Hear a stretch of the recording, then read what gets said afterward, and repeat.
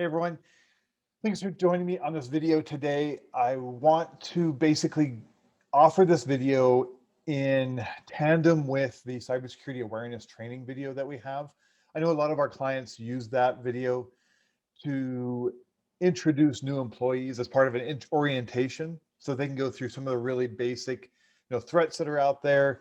So refer to that video if you're interested in that. But this is for our clients and their staff so that they know the best way to get a hold of Shield Networks when they need some help. So let's get started here. We're going to talk about our service contact options with Shield Networks. So quickly, our contact and support options are email, phone. There's some emergency options specifically around getting your issue addressed quickly and the most efficiently. And then there's a texting option. So starting off with the email option, I'm going to say by far, this is the most popular option that our clients like to use. So emailing help@shieldnetworks.ca actually makes a chain of events happen in the background. The email comes in, it gets pulled into our CRM or our ticketing system and generates a ticket. At that point, our dispatcher, Joanne, who's really awesome and watching over our tickets, will then take that ticket and assign it to a technician. She'll also typically acknowledge that. So between her acknowledgement and the autoresponder, you're going to get the ticket number and you're going to get a general time of when that ticket will be addressed. And most times it doesn't take that long at all. These are for standard tickets, if it's only affecting you, or if it's medium priority to low priority. And when submitting these tickets, there's a couple of things that you can do to make sure that they are addressed efficiently and get your problem solved as fast as possible. So the first thing is we want you to be as descriptive as possible in your email. So the title of the email should be more than just I have a problem or an error. It should be the error or what the problem is. I can't run a program, doesn't quite cut it, but QuickBooks crashes with error 1051 is a great example.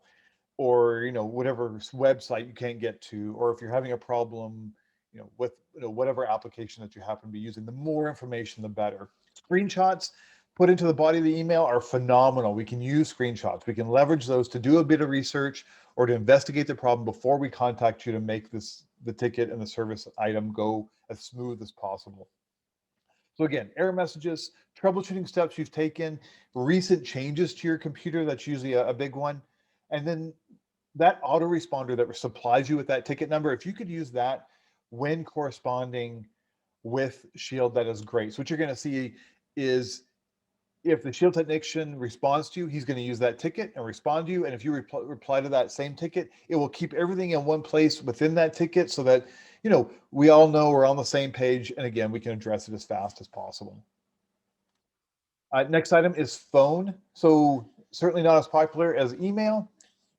Usually only used for more urgent tickets, but you can also use it for standard tickets.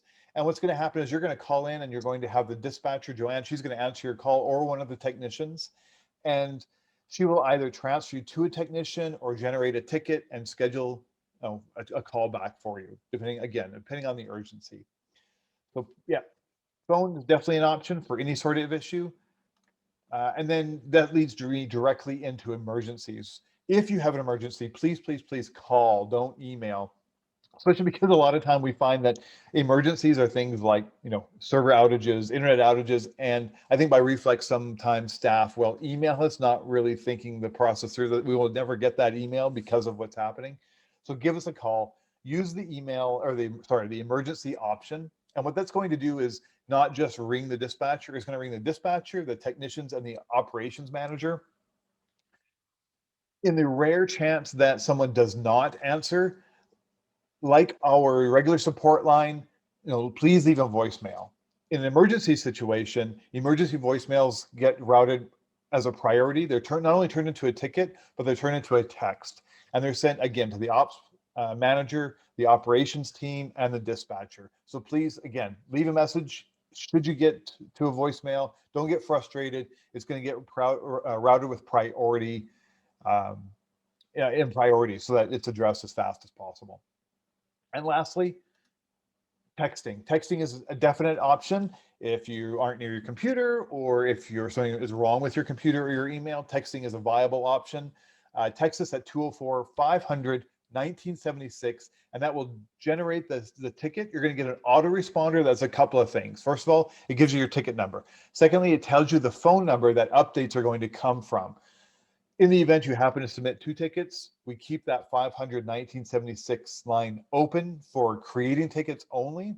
And then another number will provide you updates every time that technician updates you. And you can continue if you decide to, you're also going to get an email. So if you decide to switch to responding by email, that's great too. Just use that auto response that you received, or you continue to use the text messaging. Anyways, those are the options to get a hold of Shield. And if you have any questions, please drop us a line. We are super excited and super thrilled to be servicing you and your employer, our client. And we're here for you. So reach out and Shield will help you out. Have a great day.